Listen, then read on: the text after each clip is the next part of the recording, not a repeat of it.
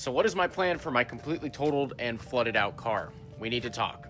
I could call my insurance right now, declare flood damage, and they would total it. For the second time, so I'd lose a lot of money because it already has a rebuilt title.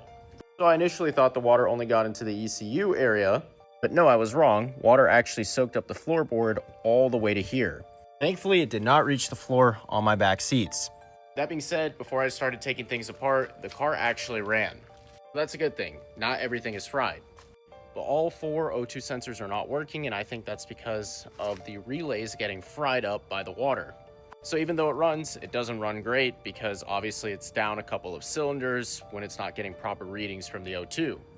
I already started to depin and clean connectors with contact cleaner last night. I think we can all agree that it looks a lot better than when I found it.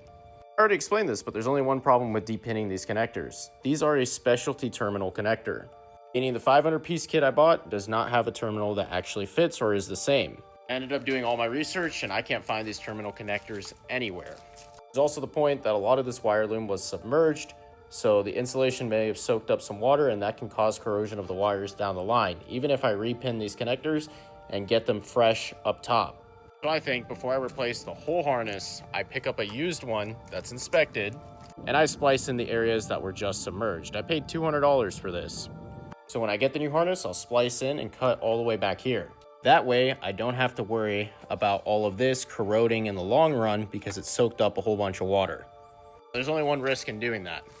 Any day of the week, I could probably get away with doing it on my other cars without hesitation to repair a harness.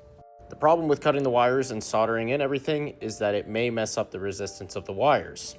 I'm not entirely sure about this, but I know that Audis are very finicky. One little thing is wrong, they won't work properly, and if I cut the wires and it messes up the resistance because the length of the wire isn't the same, then we have a problem.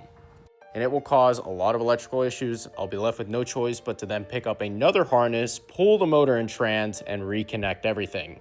None of this is fun. Essentially, I'm rebuilding the entire engine harness for this car.